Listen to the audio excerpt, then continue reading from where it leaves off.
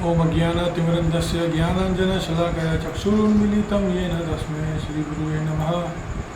श्रीचैतन्यमनोभीष्टं स्थापितं येन भूतले स्वयं रूपकदा मह्यं ददाति स्वपदान्तिकं।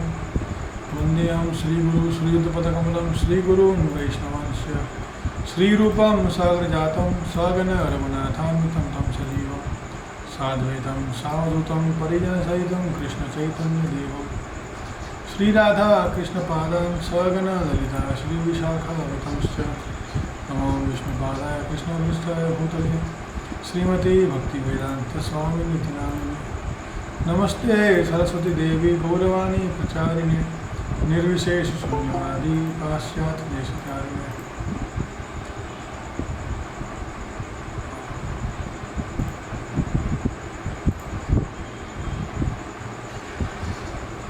तो हमने ऑलरेडी इस अध्याय के अंदर आत्मा और परमात्मा का जो डिफरेंस था वो हमने देख लिया है कि कैसे आत्मा और आत्मा परमात्मा नहीं, आत्मा और शरीर जो नष्ट होने वाला है और जो नष्ट नहीं होने वाला, ये हमने ऑलरेडी देख लिया है। लेकिन अब प्रश्न ये आता है कि आप लोग को क्या थोड़ा बहुत नॉलेज है कि किसी को याद है कि अब तक हमने इतने श्लोकों में क्या क्या देखा था। हमने ऑलरेडी दूसरा अध्याय जो आधे से ऊपर कंप्लीट कर लिया है और हम लोग अभी जो भक्ति योग के बारे में भगवान बोलना शुरू करते हैं। अध्याय नंबर 2 के 38 श्लोक के बाद से भगवान चालू करते हैं भक्ति योग के बारे में बात करना। तो कोई बता पाएगा कि आत्मा और शरीर में क्या डिफरेंस है, या आत्मा और शरीर में कितना अंतर होता है? क्या कोई जानता है? कोई बता पाएगा आप लोगों में से? प्रभु, आत्मा जो है वो अजर अमर है। एक तरह से शरीर का जब आदमी एक शरीर से दूसरे शरीर में जाता है तो आत्मा नष्ट कभी नहीं हो सकती है। शरीर का एक दूसरा रूप धारण करता है और लोग इसमें यही भयभीत होते हैं कि मैं हो जाएगी तो क्या होगा, लेकिन केवल इस शरीर का अंत होता है और जो जैसा कर्म करता है उसके अनुसार उसको नया शरीर में। बहुत ही अच्छा बताया आपने कि आत्मा कभी अंत नहीं होता और जैसे ही आत्मा नए शरीर को पुनः पुनः प्राप्त करती है, लोग सोचते हैं कि मैं तो मर गया, मैं मर जाऊंगा, लेकिन वास्तविक में वो मरता नहीं है, शरीर खाली नष्ट होता है। बहुत अच्छा पॉइंट बताया आपने। और कोई बताएं, और कोई ट्राई करके बताने के लिए, आत्मा और शरीर में या नश्वर और जो नष्ट नहीं होने वाला, उसमें क्या अंतर है? सुख और दुख जो जितने भी हैं वो शरीर के लिए होते हैं, आत्मा के लिए नहीं होते हैं। आत्मा सुख दुख नहीं भोगता, शरीर सुख दुख भोगता है। शरीर ही सुख दुख होता है, वो अपने कर्मों का फल होता है। हमने जैसे कर्म किए उसका वो फल मिलेगा। अगर अच्छे कर्म किए हैं तो सुख मिलेगा और बुरे कर्म किए हैं तो दुख मिलेगा। अगर व्यक्ति अपनी नीति के अनुसार कार्य करता है तो उसको स्वर्ग जाने का अवसर मिलता है, लेकिन अगर वो धर्म के विरुद्ध कार्य करता है तो उसको नरक भोगने का अवसर मिलता है। पूरे गीता में कृष्ण भगवान ने यही मतलब बताने की कोशिश करी है कि मतलब जो भी अर्जुन करेगा या करने वाला है वो एक माध्यम मात्र है। एक माध्यम मात्र है। हाँ, शरीर एक माध्यम मात्र है। गीता में श्लोक आता है कि ये शरीर जो है वास्तव में ये एक यंत्र है, यंत्र रूढ़ानी माया। बहुत गीता में बोलते हैं कि ये शरीर जो है मेरा बनाया हुआ यंत्र है। बहुत अच्छा बताया आपने। और कौन ट्राई करेगा? भगवान, आत्मा और शरीर में क्या अंतर है?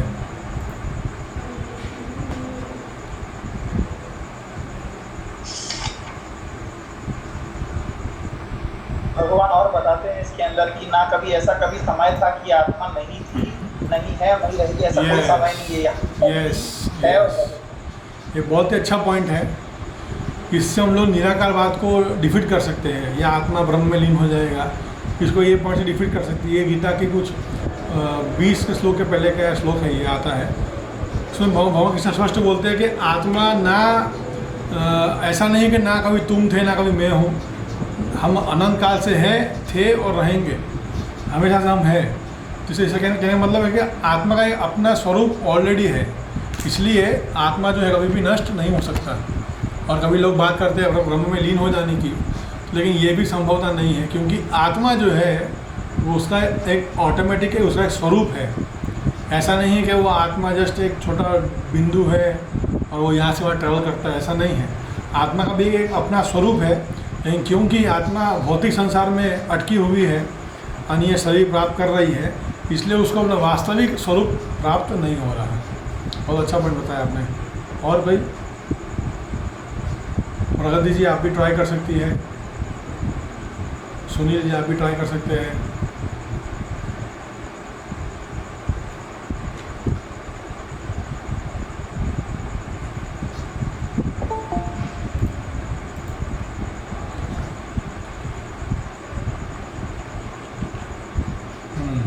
इस अध्याय में बता रहे हैं सुख दुख लाभ हानि ये सबको त्याग कर हमें अपना कार्य करना चाहिए। सुख दुख लाभ हानि ये कैसे है?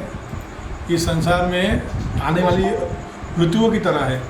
ऋतु आज गर्मी का मौसम है, कल बरसात का होगा, फिर ठंड का आएगा। ऐसे ही ऋतुएं बदलती रहती है। तो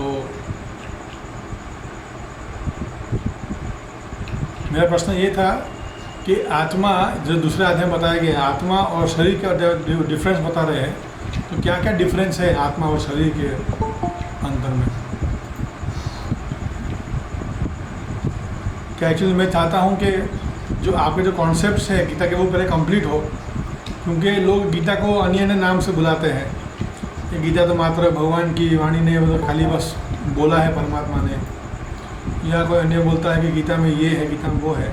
लेकिन एक्चुअल गीता में भगवान भक्ति दे रहे हैं पूरी गीता के अंदर, चाहे वो दूसरा अध्याय हो कि चाहे वो 18वां अध्याय हो, सारे अध्याय के अंदर भगवान भक्ति दे रहे हैं। और इसलिए ये थोड़े ज्ञान को समझना हमारे लिए बहुत ज़रूरी है। इसलिए और मुख्य रूप से दूसरा अध्याय जो पूरा आत्मा और परमात्मा के ऊपर, आत्मा और शरीर के ऊपर है। तो इस अध्याय की शुरुआत में एक श्लोक में ये भी बताया जहाँ अर्जुन जो है भगवान को शरणागत कर लेता है। तो उससे पता लगता है कि हम लोग को अगर भगवान को समझना है तो पहले हमको अपने आप को उनका शरणागत करना पड़ेगा, तभी हम उनका दिया हुआ नॉलेज को समझ पाएंगे। यस जैसे कि हम लोग ऑटोमेटिकली बाय डिफ़ॉल्ट अपने माता पिता को शरणागत है। हमारे माता पिता जो बोलते हैं हम कर लेते हैं, उनसे ज़रा हम आर्ग्यूमेंट नहीं करते। वैसे ही भगवान से भी हमें ऐसा ही शरणागति, या भगवान नहीं लेकिन भगवान के प्रतिनिधि, भगवान के जो अन्य शुद्ध भक्त या वो शुद्ध भक्त के अनुयायी, उनका हमें शरणागत प्राप्त करना चाहिए और उनसे ही हमें भागवत का ज्ञान सीखना चाहिए। बहुत अच्छा पॉइंट है ये। लोग सोचते हैं कि हम डायरेक्टली कृष्ण को समझ लेंगे या हम तो गीता अपने घर में ही पढ़ सकते हैं, क्या तकलीफ है? गीता तो यूनिवर्सल है, श्लोक तो वही होता है, पढ़ने में क्या गलती है? लेकिन एक्चुअल में गीता समझने के लिए हमें सच में गुरु की ज़रूरत है। अगर साधारण ज्ञान समझने के लिए, इंजीनियर, मोटर, जनरेटर समझने के लिए हमें गुरु की ज़रूरत है, तो ये तो आध्यात्मिक ज्ञान है। और कोई कुछ बताएगा? साहिल, नीरव, कार्तिक, ब्रजेश प्रभु, अक्षय। तो आत्मा और शरीर एक दूसरे के पूरक है ना। आत्मा बिना शरीर के आत्मा नहीं जा सकती और आत्मा के बिना शरीर नहीं जा सकता। हाँ, बहुत अच्छा पॉइंट बताया आपने। जब तक ये आत्मा इस शरीर के अंदर है तब तक वो शरीर चल रहा है ना। और हमारे पास वही एक समय है या वही इतना समय है जब तक वो आत्मा इस शरीर के अंदर है, तब तक हम भगवान का भक्ति कर सकते हैं या भगवान या इस संसार से मुक्त होने का हमें अवसर मिल सकता है। इसलिए इस शरीर को हमें खाली मेंटेन करना चाहिए। इस शरीर को हमें खाली मेंटेन करना चाहिए, ना कि उसको और सज धज कर बढ़ाना चाहिए। शरीर को हमें खाली मेंटेन करना चाहिए, जो भी मेंटेनेंस की आवश्यकता है, सिंपल खाना, सिंपल पहनना, और अन्य समय हमें निकालना चाहिए भगवान की भक्ति करने में। बहुत अच्छा पॉइंट बताया आपने। आत्मा के बिना शरीर कुछ काम का नहीं, और शरीर क्योंकि है उसके अंदर आत्मा, तो उसका सौभाग्य है कि वो आध्यात्मिक ज्ञान को समझ पाए। ये बहुत अच्छा बात है। और कोई पॉइंट? जिस तरह से आत्मा शरीर को छोड़ देती है तो हमें उसके लिए लमेंट भी करना चाहिए। जैसे श्लोक में बताया, वाशांशी जीर्णानि यथा ज्ञाया। हाँ। जैसे हम नए कपड़े को धारण करते हैं, कुछ समय पहनते हैं, फटने के बाद हम बदल देते हैं, उसी तरह से आत्मा जो है शरीर को धारण करती है, कुछ समय रहती है उसमें, जब वो शरीर खराब हो जाता है तो उसी तरह वो उसे डिस्पोज करके हाँ, यस। देहिन्योस्मि यथा देहे कौमारं यौवनं जरा तथा देहांतर प्राप्तम धीरस्तत्र न मुह्यति। जो ये ज्ञान को जानता है कि आत्मा हमेशा नया नया शरीर प्राप्त करने वाला है, तो वो कभी भी अधीर नहीं होगा। वो कभी लेमेंट नहीं करके अरे मेरे ये फलाना फलाना मर गए, या मैं मरने वाला हूँ, मेरी जायदाद मेरे बच्चों के नाम कर दो, जल्दी जल्दी करो, वकील को बुलाओ, मेरे परिवार को बुलाओ, सबको मुझे आखिरी बार देखना है। लेकिन जो ज्ञानी है वो जानता है कि ये शरीर मैं छोड़ रहा हूँ और फिर से मुझे अन्य शरीर प्राप्त होने वाला है।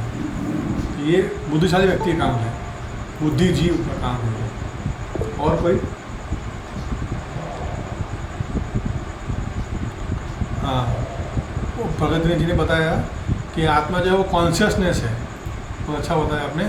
आत्मा चेतन है और चेतना दोनों है, क्योंकि आत्मा इस शरीर में है, इसलिए शरीर अन्य चेंजेस प्राप्त कर रहा है, और क्योंकि वही चेतना है, इसलिए हमें भी आत्मा के लिए कार्य करने का ज़रूरी है, ना कि ये शरीर के लिए कार्य करना ज़रूरी है। इसलिए आत्मा चेतन भी है और चेतना दोनों है। Conscious and the consciousness is both the thing. और यहाँ हृदय जी ने बताया कि सोल इज सच्चिदानंद। हाँ, आत्मा का जो स्वरूप है जिसकी बात कर रहे थे हम लोग पहले, वो है सत, चित और आनंद। सत माने एटर्नल, चित माने नॉलेज, और आनंद माने ब्लिस, एंजॉयमेंट, आनंद। और क्या बताएगा आत्मा और शरीर में क्या अंतर है इस दूसरे अध्याय के हिसाब से?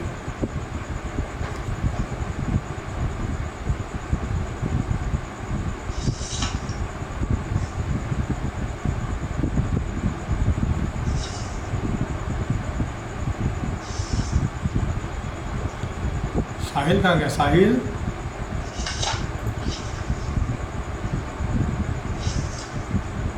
छः गयो। हाँ, छः बोला। हाँ, हरे कृष्णा। बोलो, कोई पॉइंट बोलो।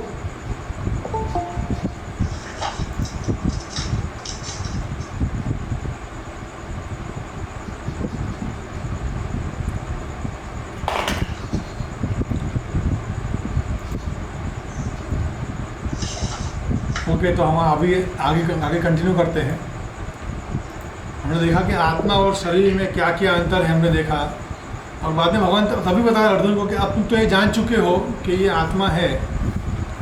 अगर तुम तभी इसको नहीं जान पाते कि ये आत्मा है और तुम्हें इसका वध करना है, या फिर हमें देखना है इस चीज़ को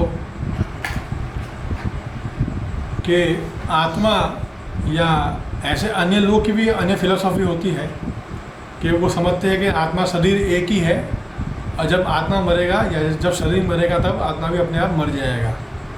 और कुछ ये भी समझते हैं कि आत्मा भी जन्म लेता है तो आत्मा भी फिर से मरने वाला है। तो अगर हम ऐसे सिद्धांत भी समझते हैं तो भी हमें क्या बोल रहे हैं अर्जुन के, तुम युद्ध करो, तुम युद्ध करने का छोड़ो नहीं। बाद में फिर से भगवान बात कर रहे हैं अन्य चीज़ों की कि अगर तुम युद्ध नहीं करोगे क्योंकि तुम क्षत्रिय हो, तुम्हारा कर्तव्य क्षत्रिय धर्म का तुम्हें पालन करना चाहिए। अगर तुम क्षत्रिय धर्म का पालन नहीं करते हो तो भी तुम्हारे इस संसार में तुम्हें बहुत निंदा होगी।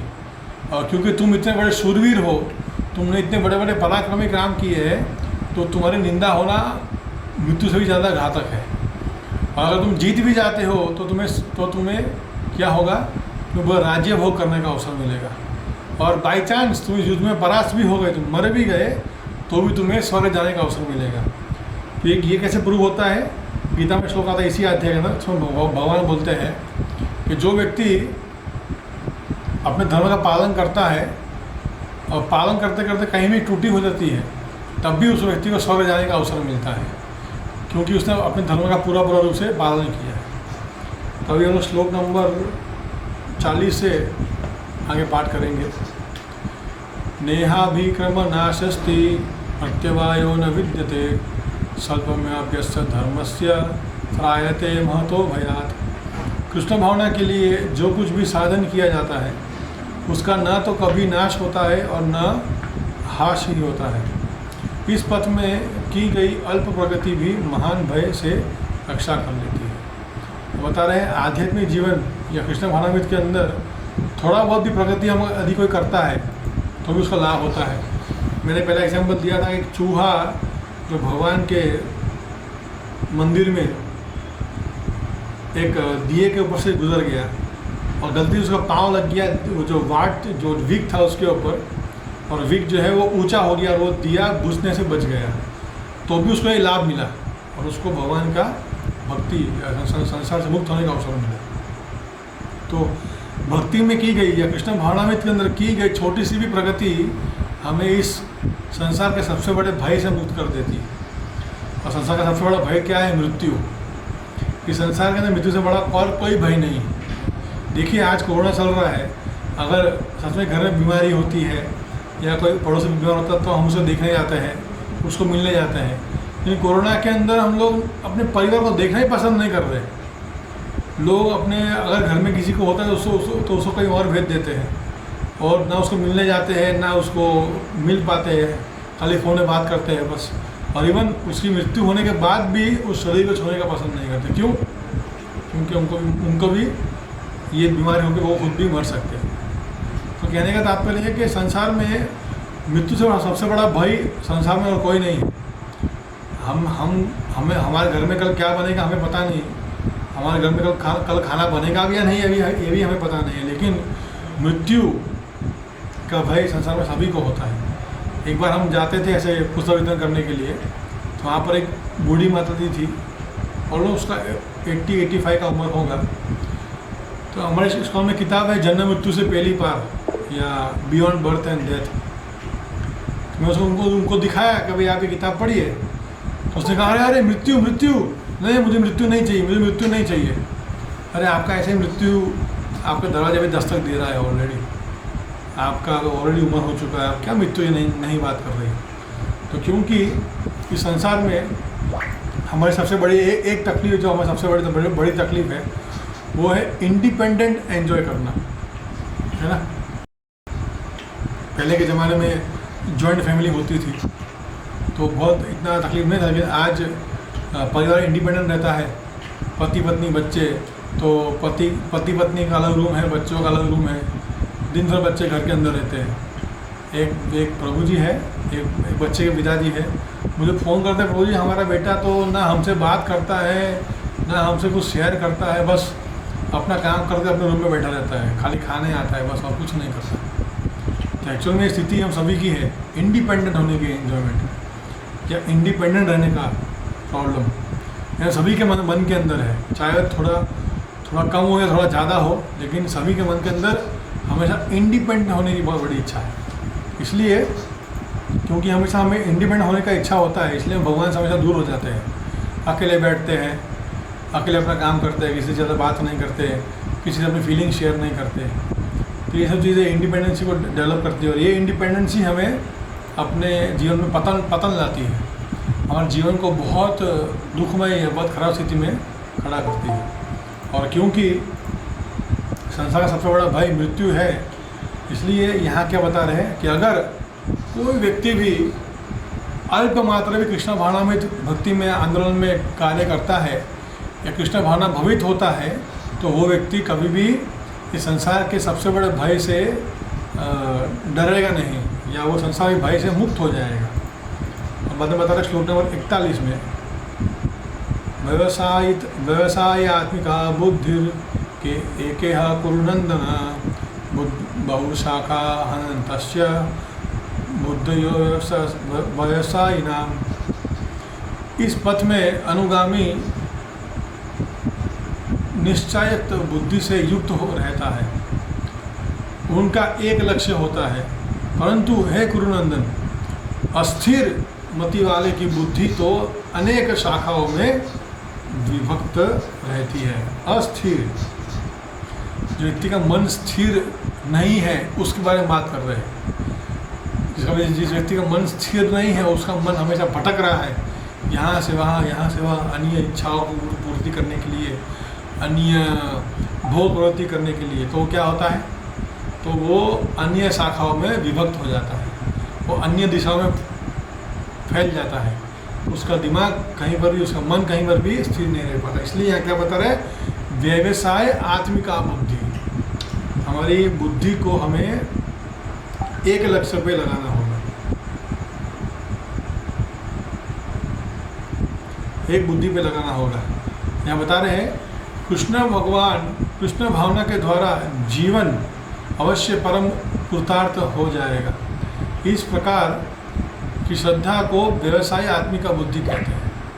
श्री चैतन्य महाप्रभु ने उल्लेख किया, श्रद्धा शब्दों कशीवास कहे सुदृढ़ निश्चय कृष्ण भक्ति कोले सर्व कर्मकृत है। श्रद्धा का तात्पर्य है दिव्य तत्वों में सुदृढ़ विश्वास।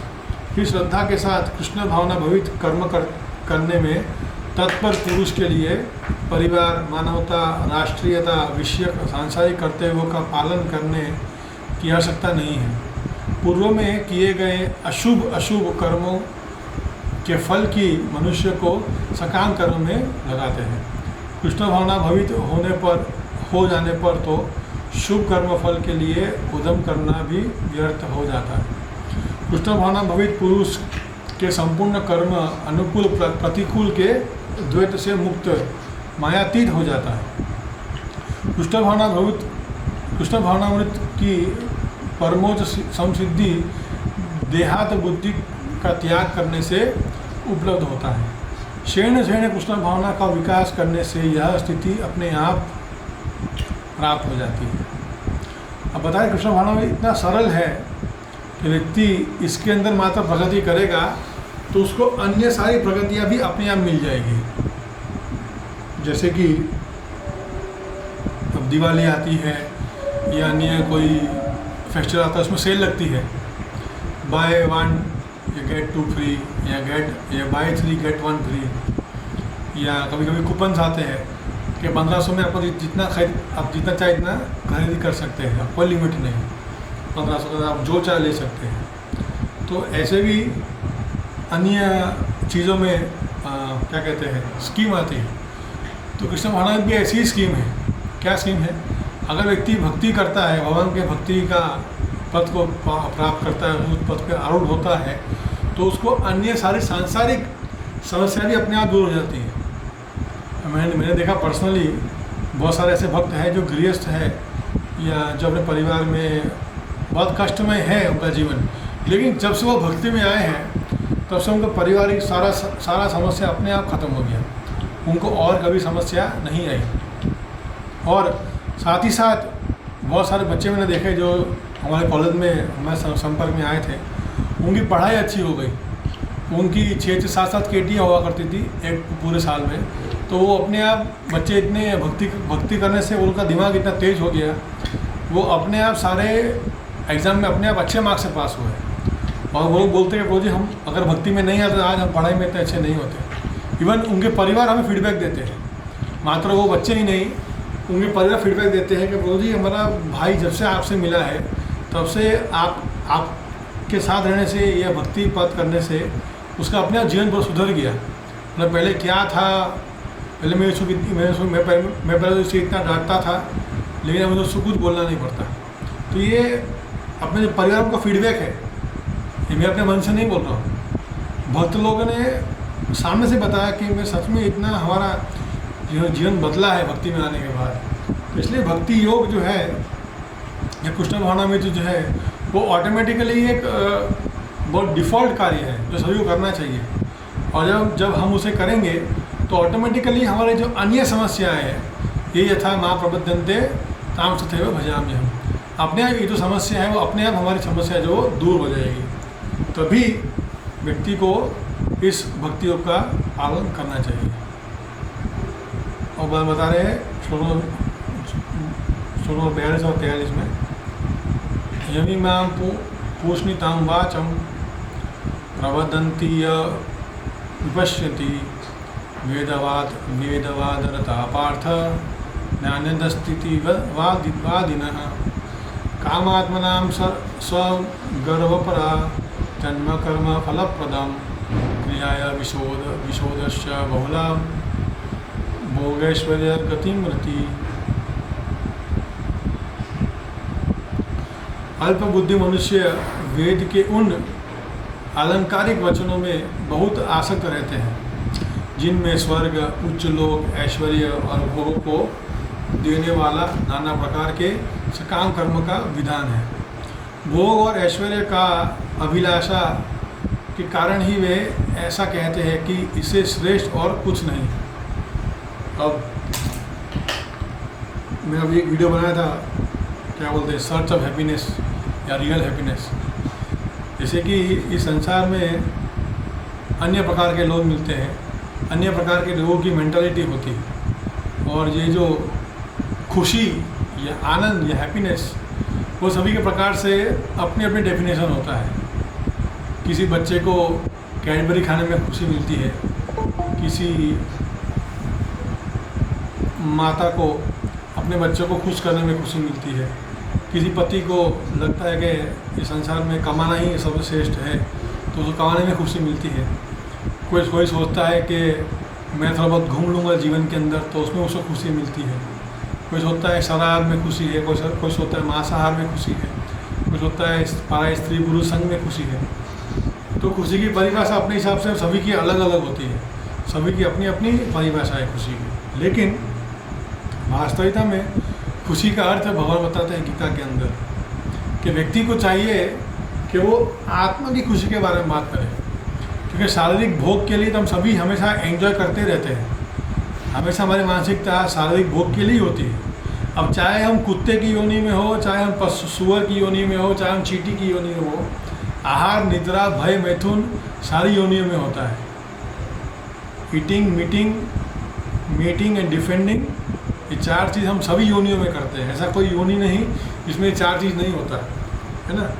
तो इसलिए व्यक्ति को चाहिए कि उसको अगर ये मनुष्य जीवन मिला है, इतना सुदुर्लभ जन्म मिला है, तो उसको भक्ति योग करने का प्रयास करना चाहिए।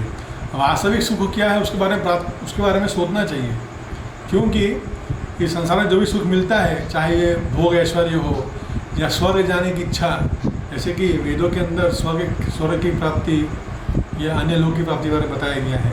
इवन यहाँ पर भी लोग अन्य यज्ञ करते हैं ताकि उनको भौतिक और लाभ मिले, उनके परिवार का यश और फैले, उनके परिवार का ऐश्वर्य और फैले। इस प्रकार से व्यक्ति की अन्य इच्छाएं होती हैं, अन्य विचार होते हैं, और उसको लगता है कि सुख यही है।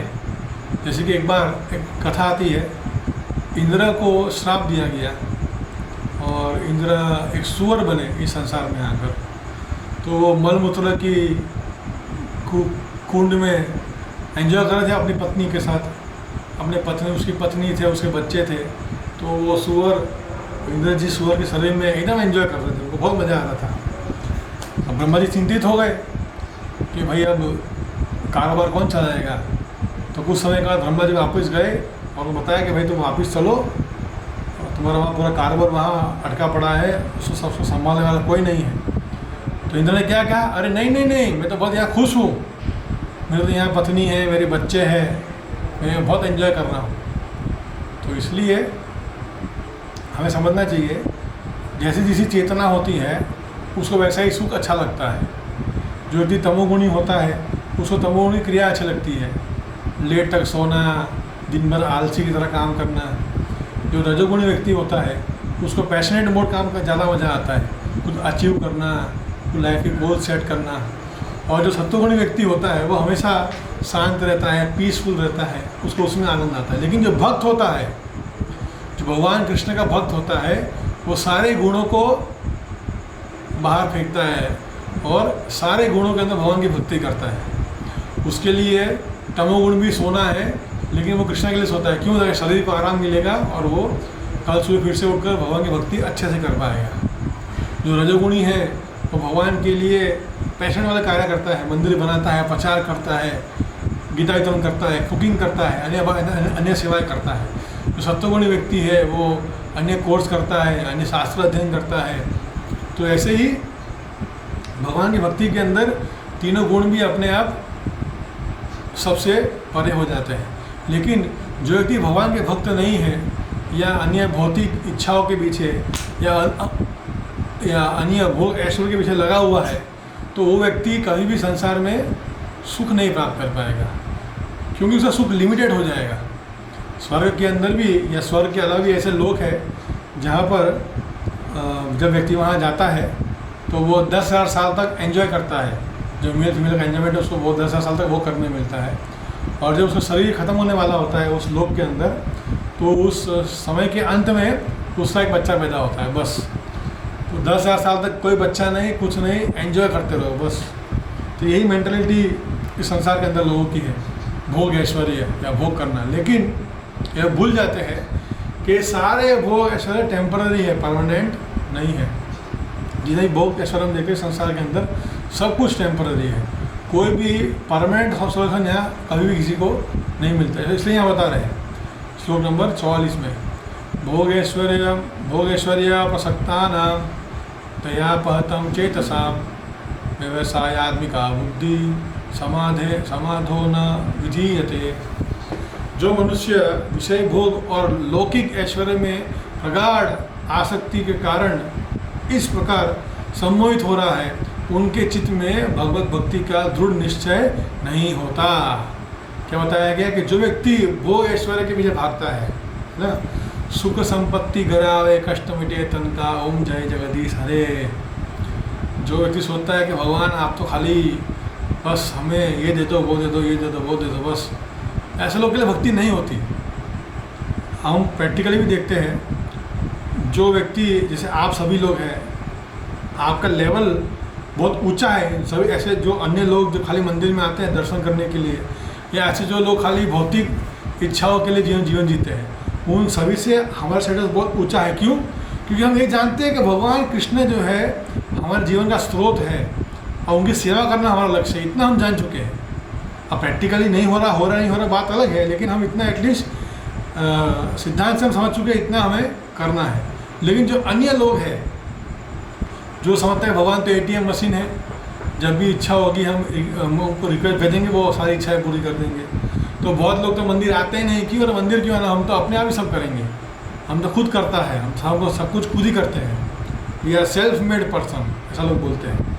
लेकिन एक्चुअल में ये सब सिद्धांत जो है वो फर्जी है, क्योंकि उनके अंदर भौतिक भोग ऐश्वर्य करने की इच्छाएं है, इसलिए बहुत सारे लोग जो है कृष्णा भक्ति में आरूढ़ नहीं हो पाते, क्योंकि कृष्णा भक्ति जो है वो तत्व के ऊपर आधार है। जब तक व्यक्ति तत्व ज्ञान नहीं समझता तब तक वो कृष्णा भक्ति में कभी भी प्रगति नहीं कर सकता। इसलिए यहाँ स्पष्ट बता रहे हैं कि जो व्यक्ति ऐश्वर्य को भोगने की इच्छा रखता है उसके लिए भक्ति कभी नहीं। मैं आपको एग्जांपल देता हूँ, खुद भी मेरे पर्सनल इंसिडेंट से बताता हूँ। मैं भी, हमारा भी ग्रुप होता था मंदिर के अंदर, और हम लोग जैसे मैं जब ज्वाइन नहीं हुआ था उसके पहले की बात कर रहा हूँ, तो मैं उसे मंदिर में सेवा करता था, मंदिर मार्जन हम करते थे, और जन्माष्टमी के दिन ऐसे अन्य त्योहारों पर पूरा मंदिर धोते थे। तो कुछ लोग जो आते थे वो बोलते, भगवान आप मुझे करोड़ रुपए दे दो तो मैं बाद में अगर जीवन भर भक्ति करूँगा, मुझे बाद में और कुछ नहीं चाहिए। तो भगवान ने क्या किया, तथास्तु। अब 3 साल हो गए वो भक्त में आता देखा नहीं मंदिर के अंदर, ना माला कर रहे हैं ना मंदिर आते हैं। तो ये समझने वाली बात है, भगवान से हमें कभी भी ऐसी चीज़ नहीं मांगनी चाहिए। भगवान से हमें, अगर हम देखो हमारा डीलिंग हो रहा है कि संसार के सबसे बड़े स्वामी से, जो हमें सब कुछ दे सकता है ना। मानो कि आपके हाथ में जीनी आ जाए और बोलो हुकुम मेरे आका, बोलेगा आपको, तो आप क्या करोगे? आपकी जो सबसे बेस्ट विश थी वो पूरी करोगे ना। तो ऐसे ही जब हम भगवान से प्रार्थना करते हैं तो उनसे मांगना चाहिए, प्रभु हमें कुछ नहीं चाहिए, मात्र आपकी कृष्ण प्रेम चाहिए, आपकी भक्ति चाहिए, और उसके अलावा हमें और कुछ नहीं चाहिए। और मेरा मन बहुत चंचल है, इसलिए मेरे चित्त को प्रभु आपके चरण कमल पे लगा के रखिए, मैं कभी भी आपके चरण कमल से मैं कभी भटकूँ नहीं। ऐसी प्रार्थना हमें भगवान से करनी चाहिए, जिससे क्या होगा, व्यवसाय आत्मिका बुद्धि, हमारी बुद्धि मात्र एक ही चीज़ में लग जाएगी, वो क्या है, कृष्ण भक्ति, और कुछ नहीं।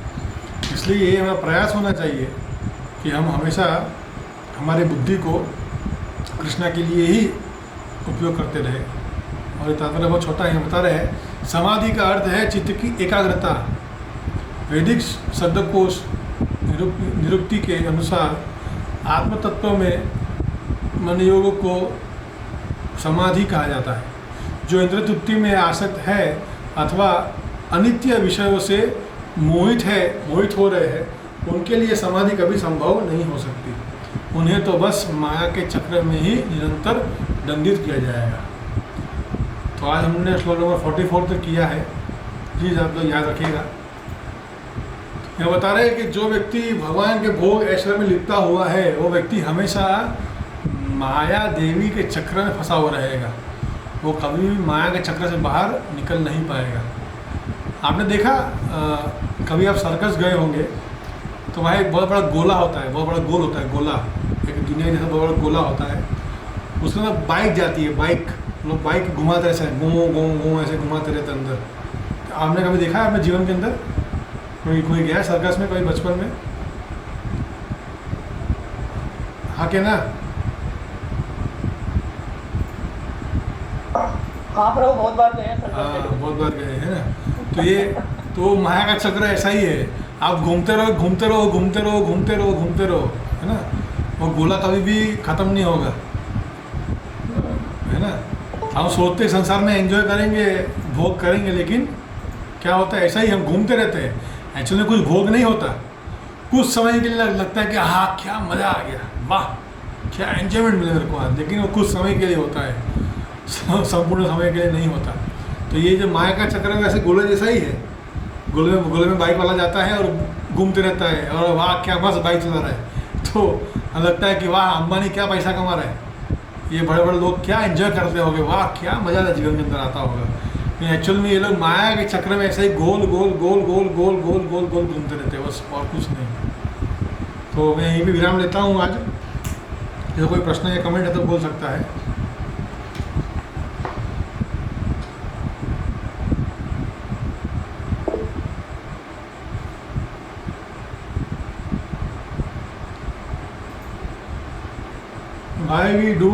Why do we touch the feet and blessings get from endless when we are all same in Param Pita in Krishna? क्योंकि गीता खुद कृष्णा खुद बोले गीता में 70वें अध्याय के अंदर 7.15 या 14 ऐसा कोई श्लोक है। मन काया वाक्य, हम 3 चीज़ें कार्य कर सकते हैं, मन से, वाक्य से और काया में शरीर। तो शरीर से क्या कर्म होता है?